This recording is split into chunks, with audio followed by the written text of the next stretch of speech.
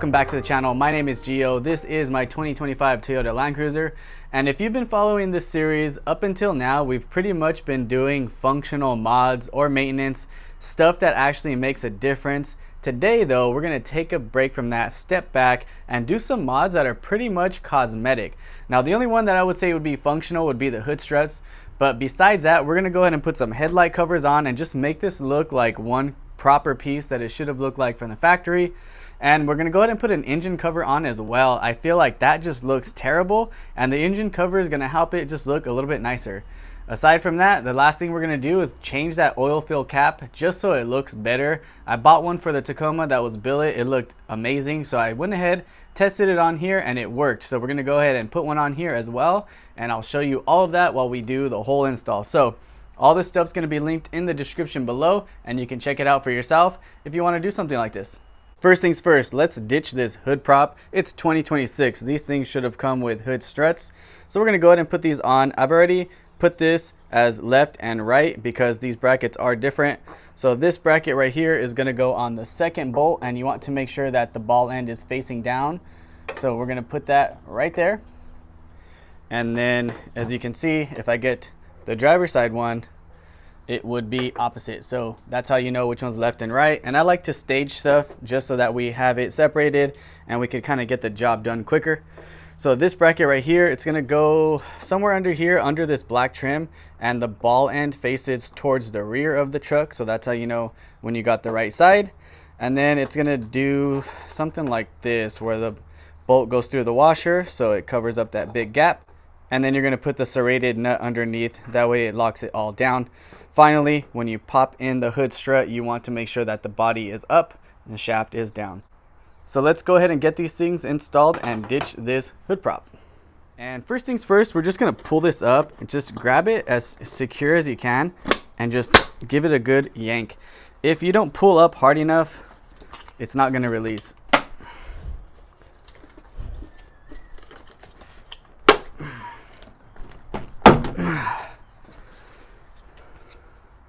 All right, so all of the clips stayed on the fender except for this last one in the back, but don't worry, I've got a tool to take these off. You want to load them back on this trim before putting it into the fender holes.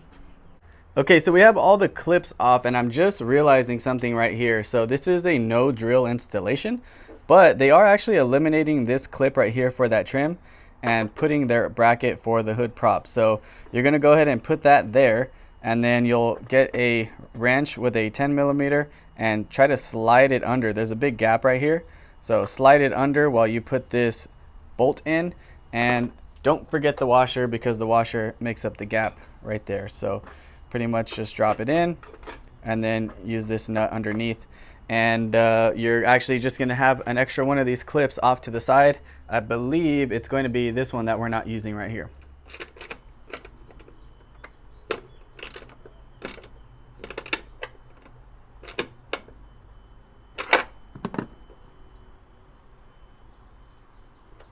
So that is done. Time to install the second mount.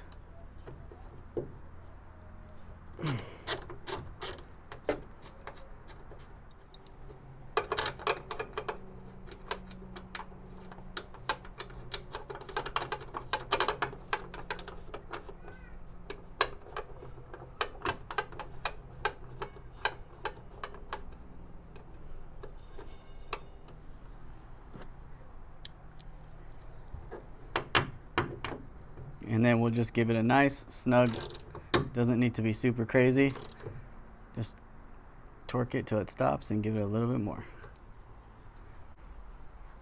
All right, let's pop this lower mount in, and then we'll go down here and then pop the second one on. So that is installed. Since I had to just charge this down a little bit to pop it up, that's telling me that when I get the other side on, the hood's gonna be opened up higher than it is with the prop itself. Now I'm parked under a beam, so if you're parked under something like that, make sure that when you get the other side installed, you're not gonna hit the hood on anything. So just be cautious of that. Okay, we went ahead and put the brackets on the passenger side. I am leaving these off for now because we do need them off for the headlight covers.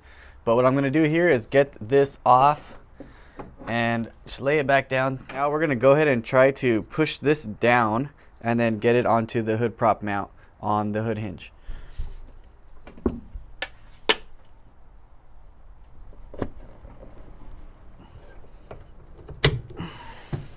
And then again, I'm holding it just to make sure that it does not open high enough to where it hits anything if you're working under it. So that looks pretty good. Actually, super nice that it opens up more. Okay, we'll go ahead and leave that as it is, and we'll move on to these headlight covers. One thing I did right here was I went ahead and I scuffed them up just a bit, and I painted them with trim black from SEM, which I'll link in the description below, and that really helped it match this much better. It was almost like a really shiny silvery looking color compared to what it looks like now, so these two are gonna match a lot better. I could take this off and paint this so they match perfectly, but then we'd have the decals right here not being 100%, so we're just gonna leave it as is. What we're gonna do next is put this captured nut right in through this hole.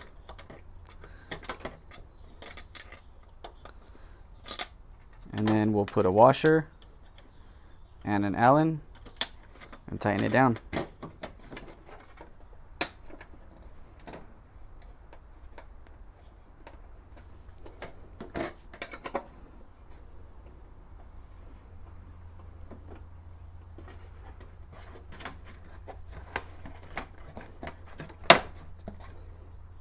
There is a small little lip that goes under the headlight on each side, and that'll prevent the movement around this area. So this gets tucked underneath. We could put this back on.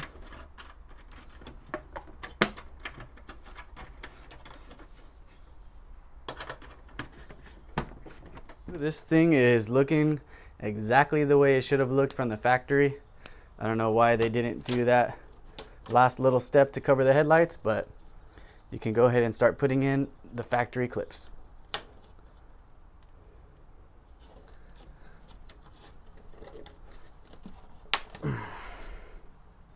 So these on the outsides are going to be just a little bit harder to put in because it's now capturing the covers on the side. All right, that is complete. Now we can put these side covers on. The next thing I want to do is put on that engine cover, and there's no instructions online, but I figured out the rear one at least. So we're going to go ahead and put that on right there using the supplied bolts that it comes with. So it's going to have two 13 millimeters, and then we have the two other brackets to figure out where they go, and there's one more bit of hardware that comes with that. So let's go ahead and get this on. That way we can put this pivot point on and see where this lands on the engine, and that'll tell us where the other brackets go. So there's two cushions on that rear mount, and the way that this sits, it does not allow for that cushion that's missing on the right hand side, which is right here, to fit because it's too thick. But strangely enough, it's got a line right down the middle, so I'm going to split it and I'm going to slide on a smaller piece right to the base, and that's going to be perfect. All right, smaller piece cut down. Let's get that slid right back on, and I'll show you exactly what I'm talking about. So before that piece was cut, it was too large and it wouldn't fit. So now it is perfect, and we can pivot this down and see where it lands. So we have a bracket on this side and a bracket on this side to figure out. So I figured out where this guy goes. This is essentially replacing this silver bracket right here, and we're going to remove this clip and transfer over it and put it right in this hole. So let's go ahead and get that done and see where the second bracket goes.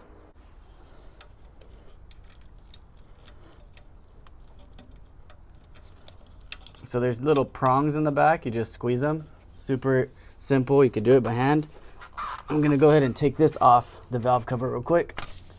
That way we just have room for the bracket with nothing in the way. And I'm only seeing one, what looks to be a 10 millimeter holding it. So let's go ahead and take that off.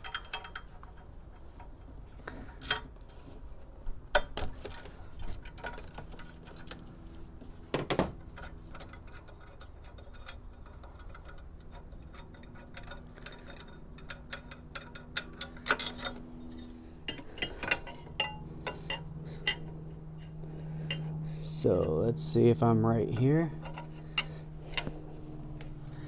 Yep. This may need to be loosened up and readjusted depending on if it snaps in easy or not once it's all reassembled.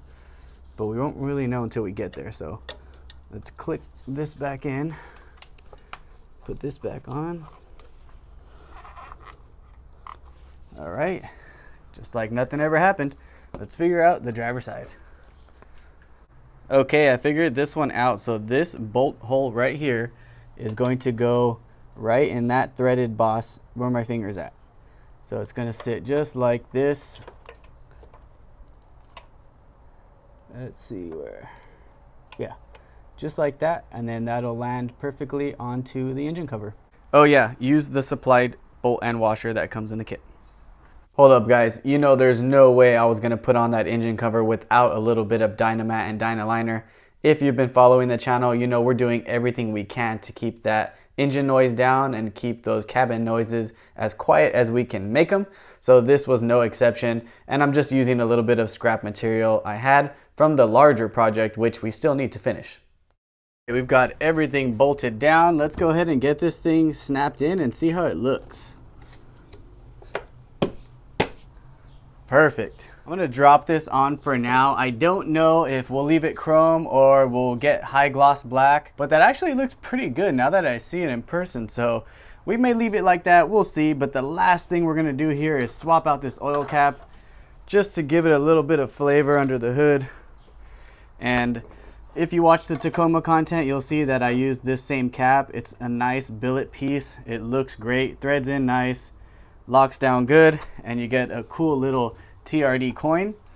Now, the whole purpose of it being separate is so that you can tighten down your oil fill cap onto your valve cover, because they will all be just a touch different. And then you want to peel back the red adhesive backing. So if I can get it. And last, you're going to just drop it on so that it is straight on your truck. Boom, that looks so good. All right, we are done here.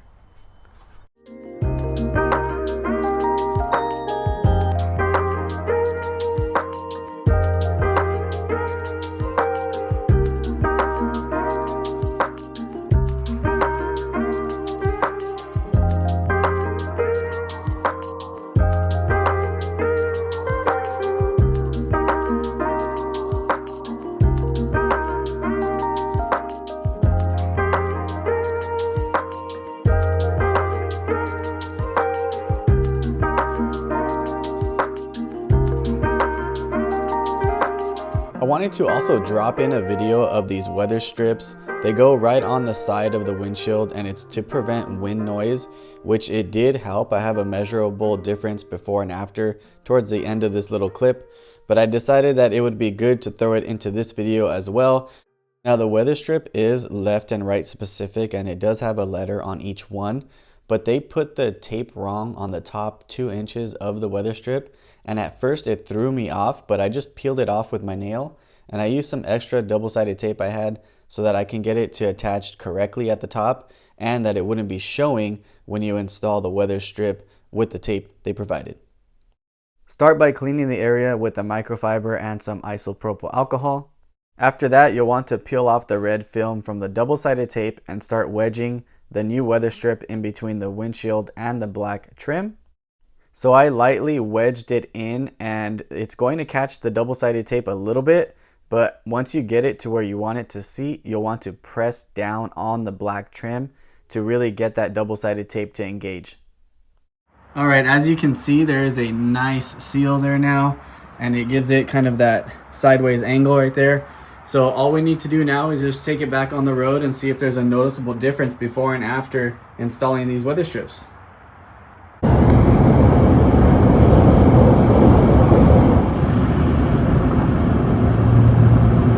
Well, there you have it. We have a proven 1.2 drop in dB noise levels inside the cab after adding these weather strips. All right, everyone, we got the side trim snapped back in and everything is looking good. Again, I don't know if we're gonna do flat black or a gloss black, or just leave that emblem. It does look good chrome, but we'll see. Anyways, thanks for watching. Appreciate you watching all the way through if you did. These are cool little mods that just help it look better under the hood. It's a really expensive car, and small things like that would have made a nice difference for a buyer.